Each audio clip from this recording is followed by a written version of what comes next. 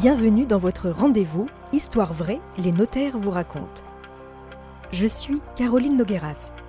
Dans ce nouvel épisode, vous allez entendre le témoignage de maître Jean-Charles Roux, notaire à Caen. Il va nous raconter une histoire de testament surprenant, c'est le moins que l'on puisse dire.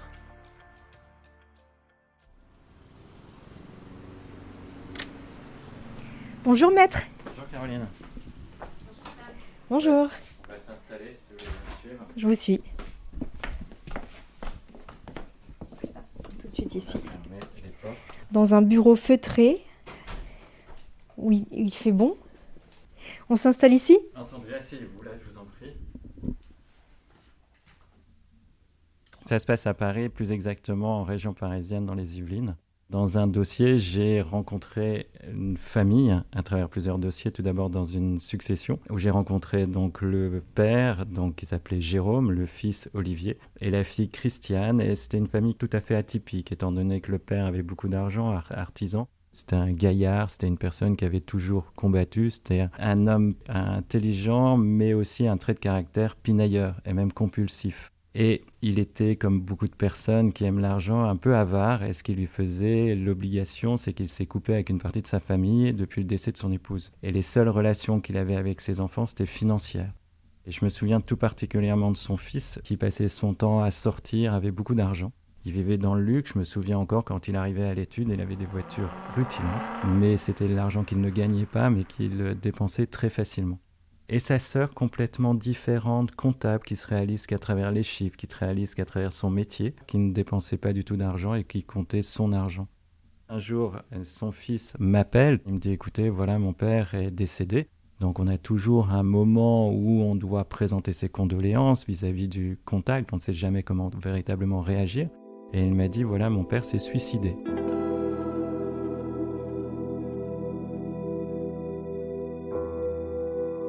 Et je dis, mais comment avez-vous été informé ? Tout simplement, il m'a indiqué qu'il habitait à 500 km, qu'il avait voulu faire une surprise à son père et qu'il est allé le voir un matin. Il a découvert son père qui était mort. C'était pas une mort naturelle, mais un suicide, puisque son père s'était tranché les veines du poignet et quand il est arrivé, il baignait dans son sang. Quelle attitude il a, ce fils, Ce vis-à-vis fils du... s'est excessivement décontracté. Il n'y avait aucune compassion, il n'y avait rien du tout. Et là, simplement, la première chose, c'est ce qui m'a vraiment surpris, c'est de savoir les formalités qu'il avait lieu à faire. Non pas par rapport au décès de son père, mais par rapport à la succession. Et vous apprenez par la même occasion qu'il y a donc une enquête de gendarmerie qui démarre. Pourquoi ? C'était assez étonnant parce qu'au cours de la conversation, il m'apprend que son père s'est suicidé. Et là, aujourd'hui, il me parle de la gendarmerie. D'habitude, dans le cadre d'un décès, on n'a absolument pas d'enquête de gendarmerie. Et il me dit, puisque comme c'est un suicide, il a fait appel à la gendarmerie et donc les gendarmes s'occupent du dossier pour vérifier si c'était pas, on va utiliser le terme, un meurtre ou éventuellement un suicide organisé.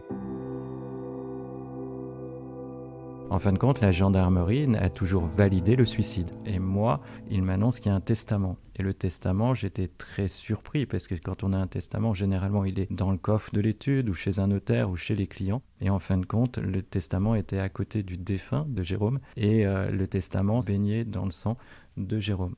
Ce qui veut dire quoi ? Qu'il était en train d'écrire son testament au moment de sa mort ? Alors la seule chose, c'est que j'étais pas là. Et donc on ne peut que faire des suppositions. Et donc on peut penser qu'il a écrit son testament et après il s'est suicidé.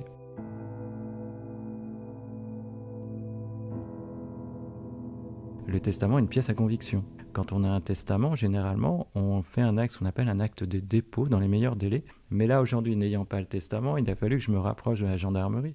Et comme c'était à 500 km de l'endroit où je travaillais, d'autres gendarmes sont venus me déposer par la suite de ma demande le testament. Et vous imaginez quand vous êtes dans une étude, quand les gendarmes arrivent, vous demandent, on s'attend à autre chose que le dépôt d'un testament. Et le testament était dans la couleur marron, parce que le sang avait séché. Comment vous avez réagi quand les gendarmes vous ont ramené ce testament ? La première chose, c'est que c'était une pièce à conviction, donc c'était sous plastique, et quand vous voyez ça, vous n'êtes pas habitué. La première réaction, c'est la surprise. Et bien évidemment, dans une étude, quand la gendarmerie vient, pourquoi est-elle venue ? Et quand j'ai montré le testament, ça a fait le tour de l'étude. Alors, qu'est-ce qu'il avait de particulier, ce testament ? Qu'est-ce qu'il était écrit sur ce testament ? Alors, le testament, au niveau de la forme, il était parfait. Je ne pouvais pas revenir dessus. Il n'y avait pas question d'interprétation. Il fallait qu'il soit daté, signé, écrit de la main du testateur. Et c'était ça. Et Jérôme avait bien signé. J'ai vérifié sur les anciens actes que j'avais signés avec lui. À l'époque, c'était en support papier et j'ai bien vu l'écriture et j'ai bien vu... C'était la même. C'était la même. La seule chose, c'est que son fils qu'il a découvert mort était légataire de la quotité disponible, c'est-à-dire que la quotité disponible, c'est la quote-part dont on peut bénéficier envers un tiers ou envers un de ses enfants. Et quand on a 2 enfants, c'est 1/3. Donc son fils qu'il a retrouvé, Olivier, a eu 2/3 du patrimoine et sa sœur, qui comptait en quelque sorte ses sous, a eu 1/3 du patrimoine. Donc ça veut dire qu'il a avantagé un enfant Il par a rapport à l'autre. avantagé, exactement, il a avantagé un enfant et c'est tout à fait possible dans le cadre d'une succession, en respectant les règles, il l'a avantagé. Et ce qui est assez étonnant, c'est que son fils lui demandait beaucoup d'argent et dans le testament, il lui donne 1/3. Pourquoi vous dites ce qui est étonnant ? Systématiquement, quand je m'entretenais avec son père, il se plaignait des volontés financières de son fils. C'est étonnant puisqu'il ne travaillait pas et son mécène, en quelque sorte, c'était son père. Je ne suis pas détective, je suis notaire, mais aujourd'hui, à mon intime conviction, si je puis dire, je la range dans les placards. Et aujourd'hui, dans les actes, le fils a eu 2/3 de la succession et sa sœur 1/3.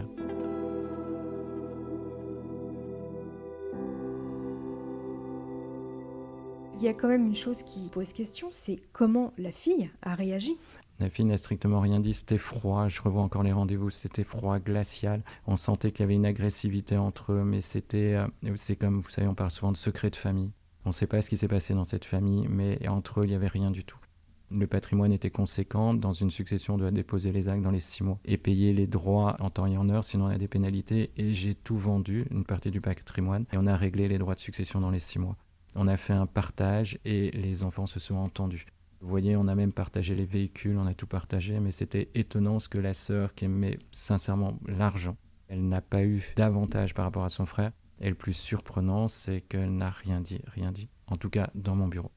En tout cas, il y a une morale derrière cette histoire, un message que vous avez l'intention de faire passer, maître. L'idée principale, c'est l'égalité entre les enfants, parce que vous créez l'inégalité, c'est créer les problèmes dans l'avenir. Là, aujourd'hui, dans l'histoire que j'ai vécue, c'est qu'il n'y avait pas d'enfants, mais imaginons que Christiane et également Olivier aient eu des enfants. C'est un peu l'histoire des Montaigu et Capulet, c'est-à-dire qu'on va transmettre l'histoire aux héritiers. Et je pense qu'aujourd'hui, c'est dommage, et par rapport à un patrimoine ou sans patrimoine, l'idée de se parler entre les enfants, les parents et la famille, et surtout le rôle appartient aux parents pour créer une ambiance familiale. Des familles réussissent. Je pense que Jérôme n'avait pas réussi, et c'est dommage.